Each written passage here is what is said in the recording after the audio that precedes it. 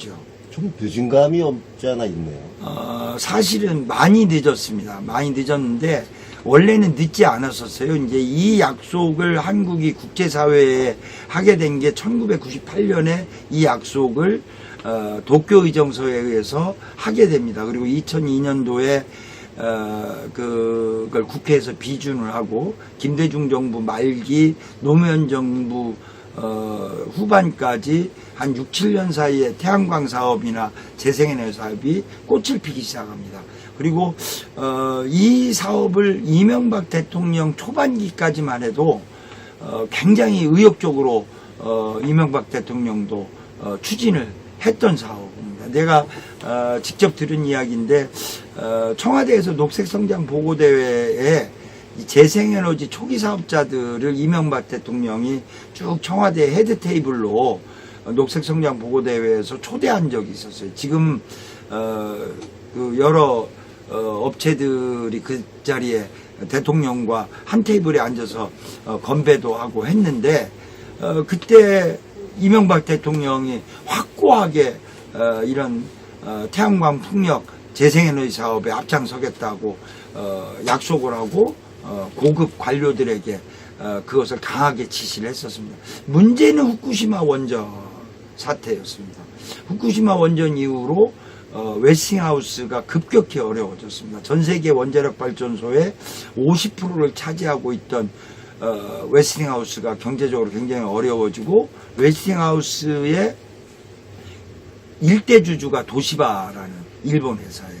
웨스팅하우스라는 세계 최대의 원자력 회사와 도시바라는 일본의 최대 기업급이 위기에 처하면서 한국의 정책이 변하기 시작합니다.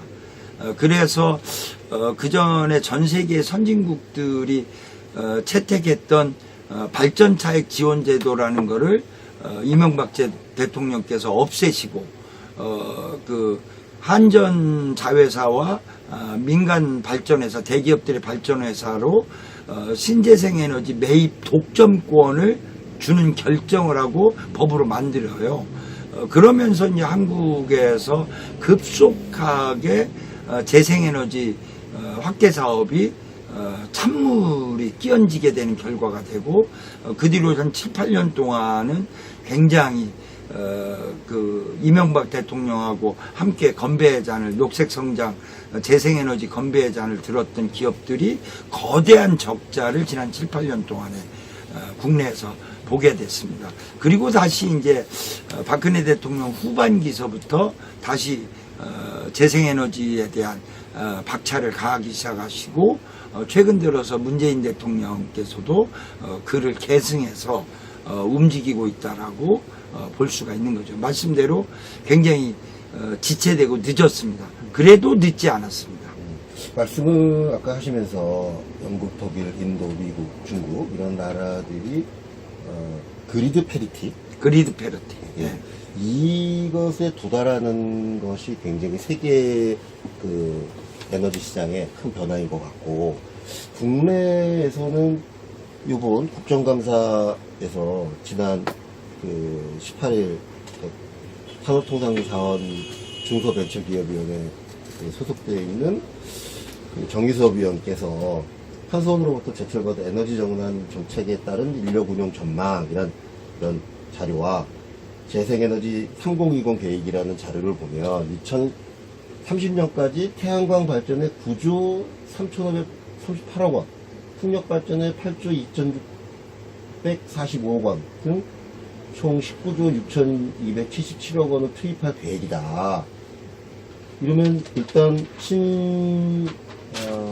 재생에너지 산업 분야의 시장이 굉장히 커지고 있고, 근데 좀 아쉬운 거는 자체 인력 운영 전망에서는 이 신재생 사업 부분 직원을 현재 46명인데 2030년에 181명으로 135명만 증가하는데 보고서가 있다는 거예요. 이거는 정부는 이게 진심으로 신재생 에너지를 발전시키고자 하는 건지, 예산이 이만큼 투입되려면 이에 관련된 종사자나 전문가나 직원이 필요할 것 같은데, 한수원 입장에서 보면 이거는 어떻게 생각하시나요? 사실은 지난 50년간 한국은 석탄과 석유, 원자력, 에너지를 중심으로 에너지 시장이 운영되어 왔습니다. 대략 시장의 총 규모는 200조 원에 달하는 시장입니다. 전통 에너지 시장이죠. 일부 사람들은 그걸 에너지 마피아 시장이라고 폄훼를 하긴 하는데 그게 한국의 역사였습니다. 문제는 이제 전환 시대인데 이 전환 시대에 200조 시장이 급격하게 전환하기 어려운 게 현실입니다. 거기에 종사하는 사람도 많고 그리고 그 일이 50년간 유지되어 오다 보니 편안하게 수익이 독과점으로 생겨오던 시장이에요. 근데 이제 새로운 시장으로 전환을 하는 과정에서 기존의 200조 시장에서 종사하던 대기업군 또는 관료군 또는 그쪽에서 신문 광고를 굉장히 많이 했는데 그 광고비로 운영되던 언론군이 이게 이제 에너지 재벌, 에너지 관료 또 거기에 광고받는 일부 언론의 그 관계가 굉장히 긴밀합니다.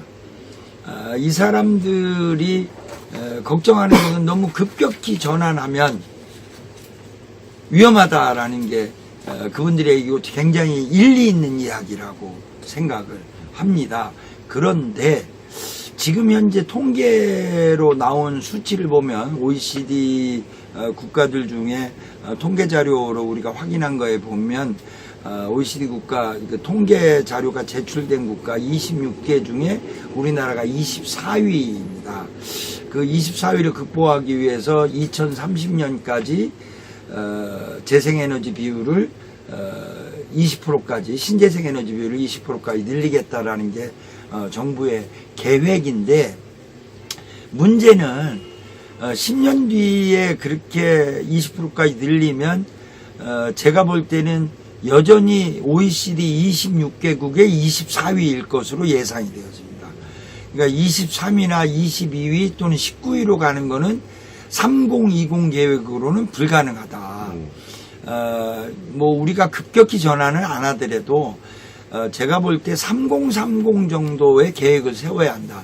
우리나라 1인당 GDP의 10분의 1 정도 규모인 인도가 2030년까지 재생에너지 비율을 56%까지 늘리겠다고 계획을 했습니다. 우리나라의 2.5배인 거죠. 국가 수준에서 1인당 GDP가 10분의 1밖에 안 되는 나라의 목표가 55% 이상인데 한국이라고 하는 고도의 신재생에너지 기술을 갖고 있는 국가, 우리나라는 신재생에너지 기술이 하나큐셀이 세계 1위의 기업입니다. 그리고 하나큐셀의 원료를 내주는 OCI라고 하는 동양 OCI라고 알려져 있는 기업이 세계 1위의 기업이고 또 하나 케미칼 이런 세계 1위 기업이 많고 또 태양광의 에너지가 간헐성이라고 하는 낮 시간만 발전이 되는 한계 때문에 ESS 장치라고 하는 에너지 스토리지 시스템, 에너지 저장 장치를 공급하는 세계 1위의 기업이 삼성 SDI, LG화학입니다. 이런 기업들이 재생에너지 관련해서는 세계적 수준인데 국내 시장에는 별로 공급이 안 되고 수출 중심으로 가고 있어요. 근데 우리나라의 재생에너지 시장을 3020이 아니라 3030 정도로 대략 20조, 30조 정도 규모가 아니라 대략 한 70조에서 100조 정도의 국가 투자를 하게 되면 일자리가 대략 지금 정부에서는 좀 발표마다 좀 다른데 대략 20만 안팎의 일자리가 나오는 걸로 나와요.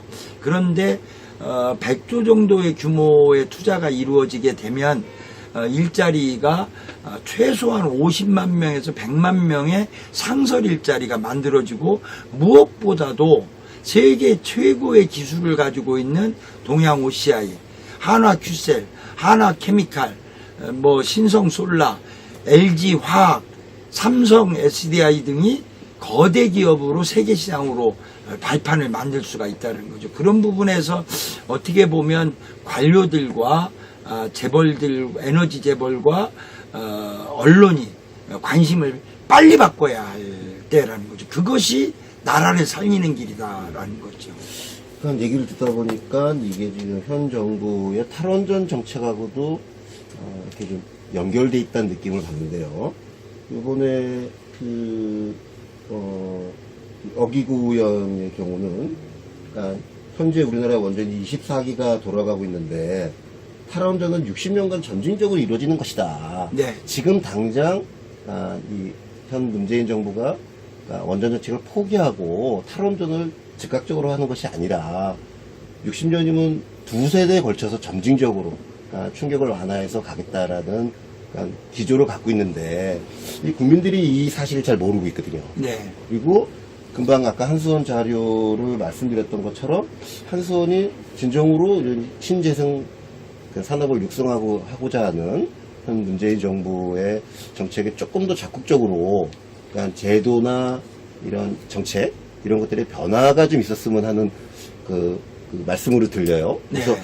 좀 사업을 하시면서 이런 법제도적으로 좀 아쉬웠다고 생각하시는 게 혹시 있으신지. 그러니까 이제 아까 한수원 얘기에서 정부의 정책과 달리 한수원에서 재생에너지에 대한 투자가 적다라는 말씀하셨는데 맞는 말씀입니다. 그거는 왜 그러냐면 원자력을 가지고 먹고 살던 사람이 원자력을 포기하고 재생에너지로 간다라는 건 쉬운 결단이 아니에요.